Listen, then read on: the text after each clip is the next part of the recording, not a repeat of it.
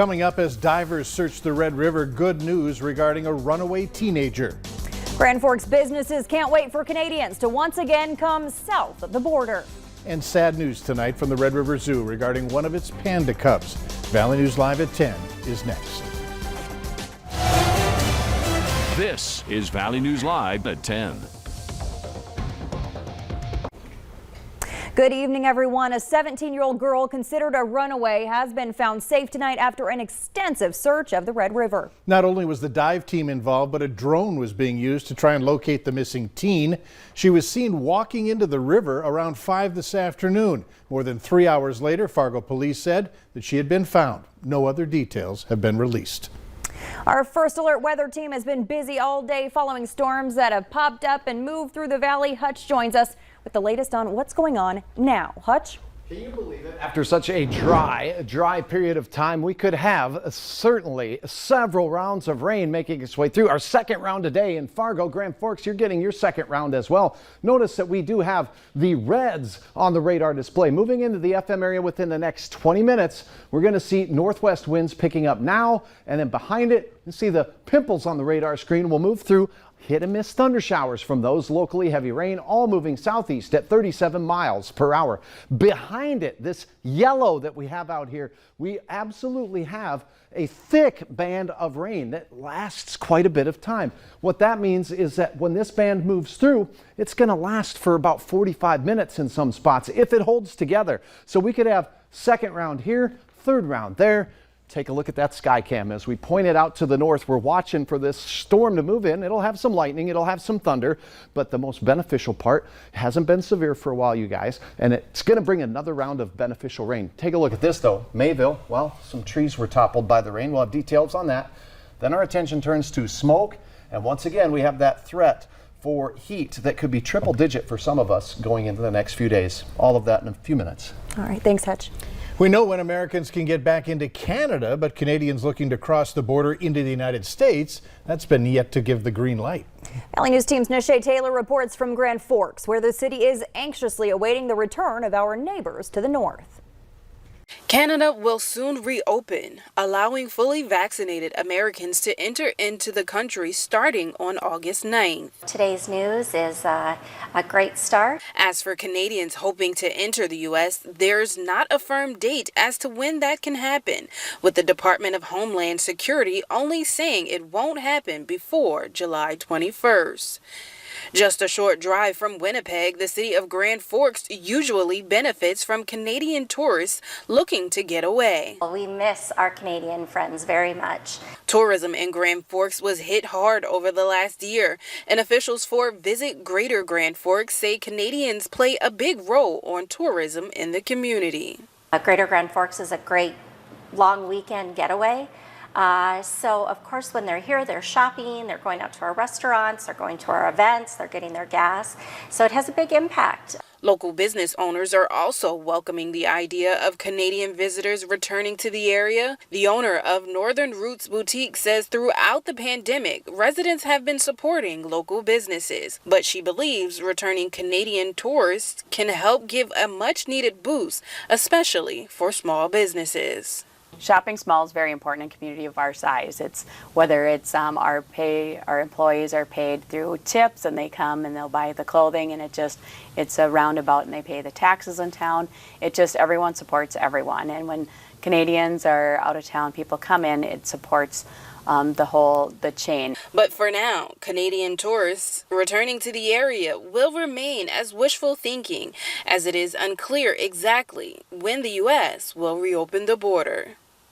In Grand Forks, Nishay Taylor, Valley News Live. Occupancy trends for hotel stays in Grand Forks are down 17% compared to the same time in 2019. We may not know what the future holds for the site, but we do know that the former Mid-America Steel site in downtown Fargo is being demolished.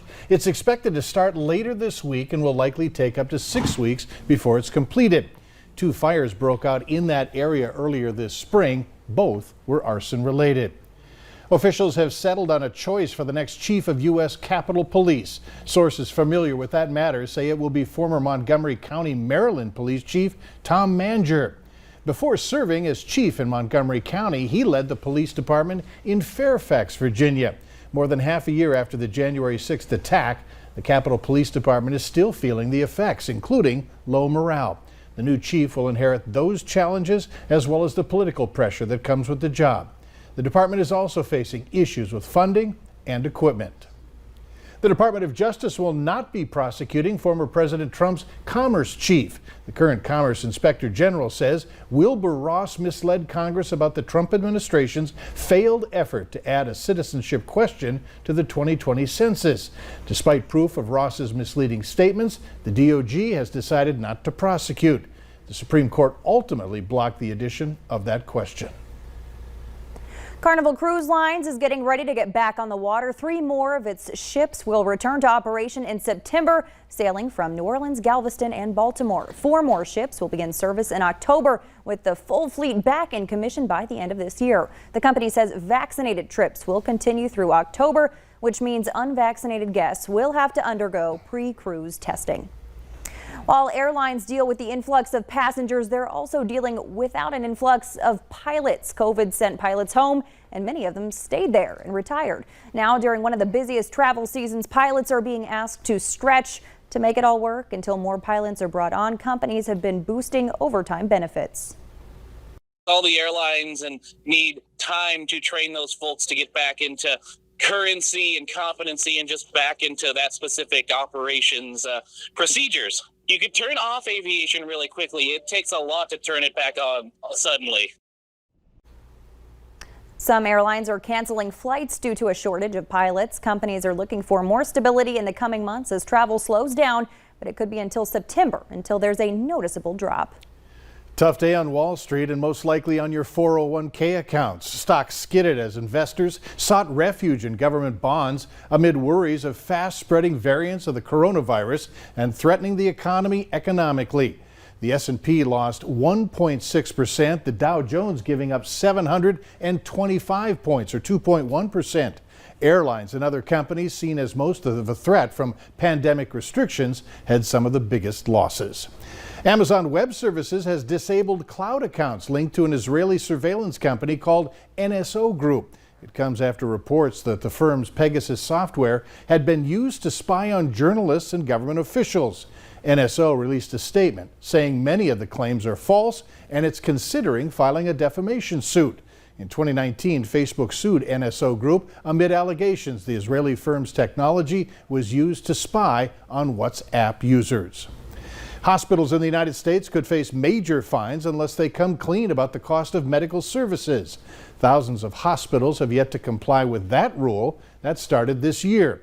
The company fined for non-compliance is up to $300 per day, but the Centers for Medicare and Medicaid Services wants to increase that fine. And if it happens, large hospitals could end up paying $2 million a year for not complying. Some sad news tonight concerning the Red River Zoo. We're told that one of 3 new red panda cubs has died. That happened over the weekend. Executive Director of the zoo, Sally Jacobson, thanked the zookeeper staff in trying to save the cub.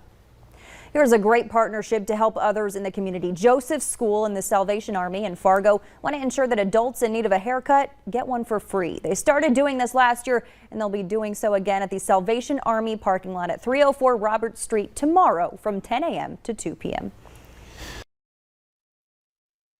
News Live. Today we unveiled this new set behind us. It's something we've been planning and working on for months. Welcome to our new studio here at VNL. We are so excited to have all of these new tools to tell your stories. Let's take a look around. So you're fired if you fall.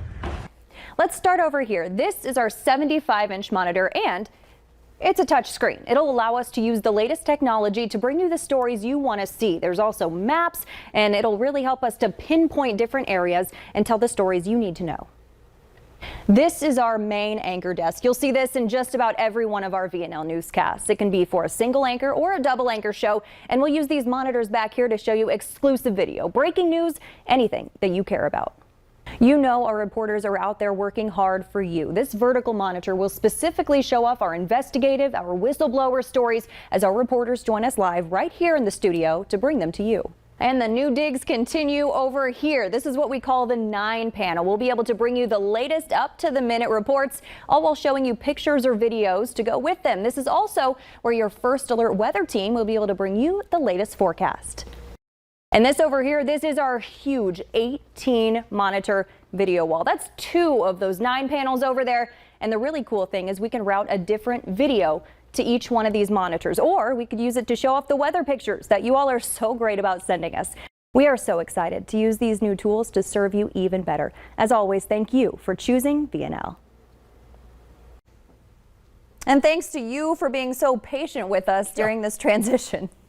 As Stacy said, our crews, especially our engineers, have been working hard to make sure that everything is in place and ready to go. Now, if you have a comment on what you see, let us know. You can join the conversation on our Facebook page. Still ahead tonight, making the most out of the latest round of money being given out by the government. A little bit of severe weather and some wind damage, unfortunately, across the valley, but much needed rain hitting quite a large area where you see the yellows and the greens. Anywhere from 3/4 of an inch to 2 inches of rain. Missed again, though, that Highway 75 corridor in western Minnesota and the James River Valley with rainfall amounts that were quite impressive. We'll have details about a heat wave and, well, a few thunder showers